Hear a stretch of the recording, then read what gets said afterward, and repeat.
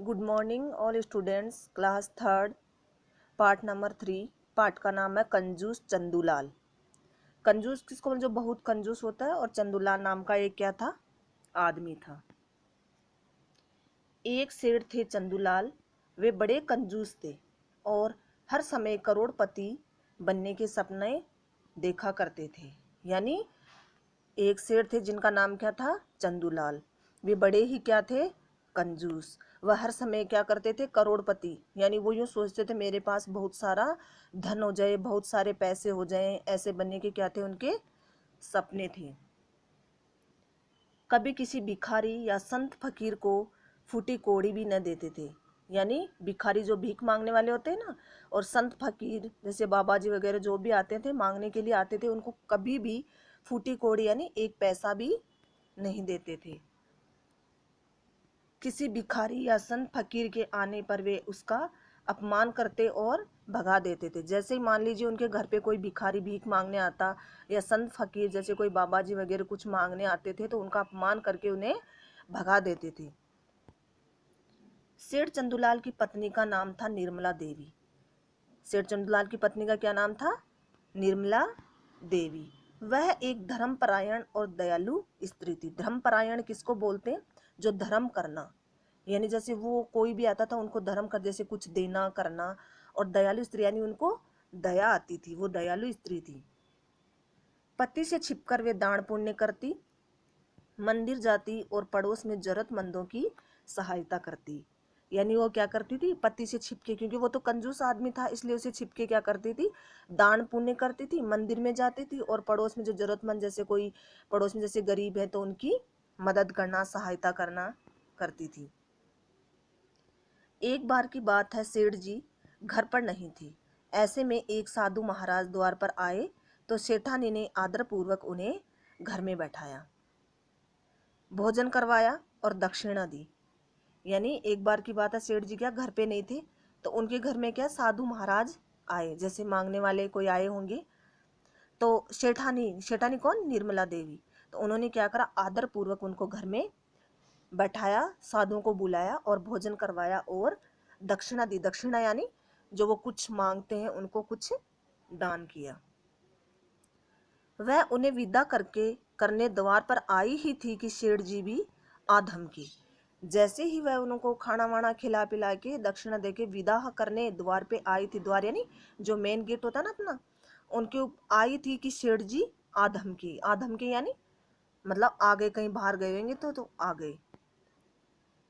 वे दोनों को क्रोध से घूरने लगे।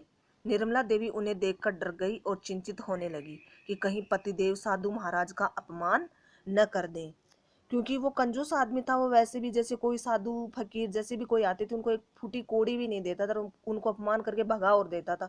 तो बेचारी वो क्या हुआ, डर गई थी कि क्योंकि वे एक तो क्रोध से घूर के देख रहे थे, तो उनको ये लगा कि कहीं इनका भी कहीं अपमान नहीं कर दे, तो वो क्या डर रही थी।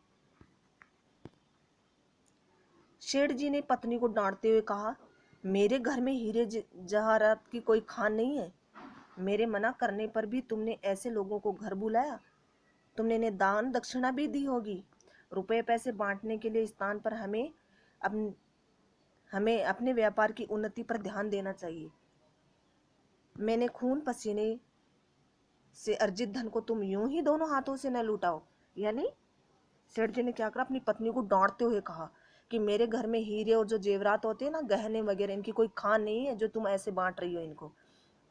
मेरे मना करने के बाद भी तुम ऐसे लोगों को घर में बुला रही हो और उन्हें दान दक्षिणा भी दे रही हो, यानी दान पुण्य भी कर रही हो। रुपए पैसे बांटने के स्थान पर हमें व्यापार की उन्नति पर ध्यान देना चाहिए। यानी जैसे तुम पैसे ये बांट रही हो ना, तो इनको इकट्ठा करके अपने जो व्यापार है, अपन जो जो भी व्यापार करेंगे उन पे ध्यान दो।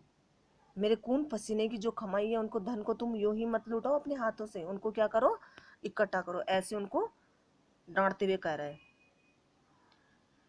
निर्मला देवी पति की बातें बड़ी असहज और कटु लगी। अब कटु तो उनको लगेगी जब उनके सामने उनको फटकार लगा रहे हैं, डांटते हुए ये चीजें कह रहे हैं। परंतु वह विवश थी, क्यों विवश तो थी कि इसलिए मना करने के बावजूद उनको साधु वगैरह को बुला लिया, इसलिए बेचारी विवश थी। साधु महाराज ने मुस्कुराते हुए कहा, मैं सच्चा तपस्वी हूँ। यदि रुपए पैसे ही चाहिए तो मैं तुम्हें मालामाल कर दूंगा, बताओ क्या मनोकामना है तुम्हारी। उन्होंने किसको कहा? सेठ जी को कहा कि महाराज, मैं सच्चा तपस्वी हूँ, मुझे रुपए पैसे नहीं चाहिए, अगर तुम्हें चाहिए तो मैं तुम्हें माला माल कर दूंगा, यानी तुम्हारे पास बहुत सारा पैसा कर दूंगा, बताओ तुम्हारी क्या मनोकामना है। सेठ जी बोले, हीरे मोती जवाहरात के भंडार ही चाहे है मुझे। यानी सेठ जी ने ये बोला, मुझे तो हीरे मोती जेवर ये बहुत सारे चाहिए, उनकी भंडार, यानी भंडार क्या होता है? बहुत सारा इकट्ठा किया हुआ धन, मुझे तो यही बहुत सारा चाहिए। साधु ने कागज की पुड़िया से कुछ बीज निकालकर सेठ जी को दिए और कहा, इन्हें जमीन में बो देना, इनमें उगे पौधों से फल मिलेंगे जिससे तुम्हारी इच्छाएं पूर्ण होगी। साधु ने क्या करा, कागज की कोई पुड़िया होगी, उनमें कुछ बीज होंगे, तो बीज निकालकर सेठ जी को दिए और कहा, इन्हें जमीन में बो दो, क्योंकि इनसे जो पौधा उगेगा जिसमें फल लगेंगे वो क्या तुम्हारी इच्छा के पूर्ण होंगे। सेठ जी आश्चर्य से पूछा, इनमें फल कब लगेंगे? यानी जब मैं बीज बोऊंगा तो इनमें फल कब लगेंगे? साधु ने समझाया, ये तभी बड़े होंगे और फले फूलेंगे जब तुम गरीब और जरूरतमंदों की मदद करोगे।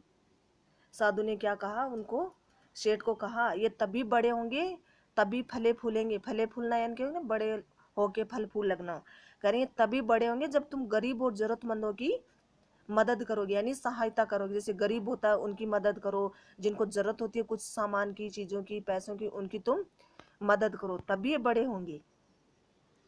यदि तुमने इन बीजों को बोने के बाद भी लोगों की सेवा से मुंह मोड़ा तो पौधे बड़े न होंगे और न ही उनमें फल लगेंगे। ऐसा कहकर साधु महाराज वहां से चले गए।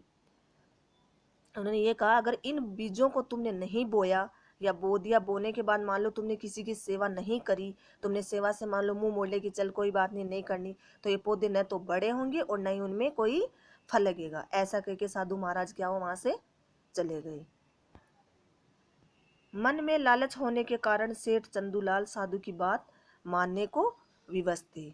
अब उनके क्या, सेठ के क्या मन में लालच हो गया कि चलो क्या पता मैं भी किसी की गरीब की मदद कर दूं या जरूरतमंदों की मदद कर दूं, तो ये मेरे फल क्या है बड़े होंगे और उनमें क्या होएगा, सोना चांदी जेवर ये क्या होंगे, लगेंगे।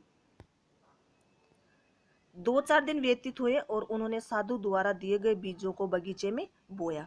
समय आने पर पौधे उगे और दिनों दिन बड़े होने लगे।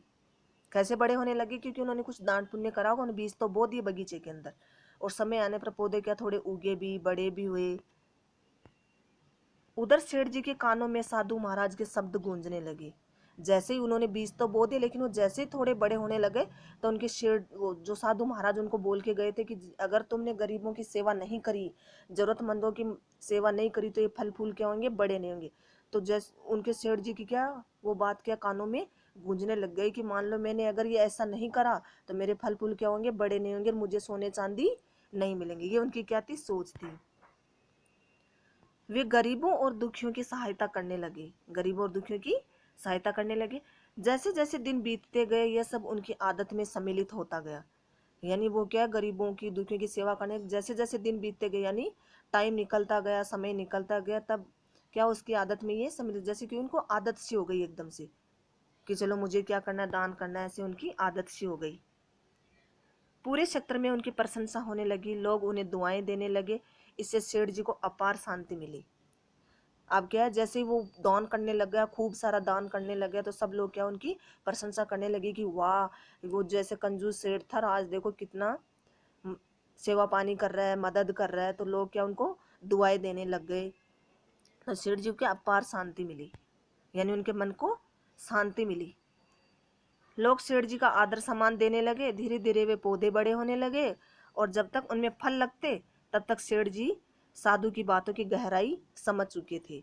यानी जैसे जैसे ही पौधे बड़े होने लगे तब उनमें क्या फल लगते, फल तो लगते हैं, जैसे अपन आम का बोते आम लगते हैं, केला का पौधा लगाते हैं केले लगते हैं, अंगूर की बेल लगाते हैं अंगूर लगते हैं। तो जैसे ही वो बड़े होते हैं तभी तो फल लगेंगे उनमें। तो धीरे धीरे वो पौधे बड़े होने लगे, तब उनमें क्या फल लगने लगे। तब तक सेठ जी ने क्या साधु की बात की गहराई समझ चुके थे। क्या समझ चुके थे कि क्या वो उन्होंने सोने चांदी के पेड़ उगे तो उनसे फल वो सोने चांदी थोड़ी लगे थे। उनका कहना ये था कि जो उन्होंने दान पुण्य जो गरीबों को किया था, तो उनके क्या लोग क्या उनको दुआएं देने लगे अच्छी अच्छी, तो उनकी क्या मन को भी क्या हुई शांति, क्योंकि पहले वो कंजूस था, लोगों को जैसे साधुओं का अपमान करता था, तो उनके मन में क्या हुआ ठेस होती थी, जैसे होती है क्रोध होता है अपने मन के अंदर, टेंशन भी होती है। अब दान करने लगे लोग, उनके दुआएं दें तो मन ही खुश होता है कि मुझे दुआएं दे रहे हैं, इसलिए उनके मन को क्या शांति मिली। तो जैसे ही वो दान करने लगे उनके पास अपने आप धन आने लग गया, इसलिए क्या वो उनकी पौधे की बात तो क्या हुआ समझ गया, क्योंकि पौधे की बात है कि अपन बीज बोते हैं तब पौधा होता है, बड़ा बड़ा होकर फिर फल देने लगता है। तो वैसे ही वो क्या धीरे धीरे दान पुण्य करने लग गया था। तो जैसे जैसे खूब सारा दान पुण्य करने लग गया, उसके पास खुद के पास ही क्या हुआ खूब सारा धन इकट्ठा होने लग गया।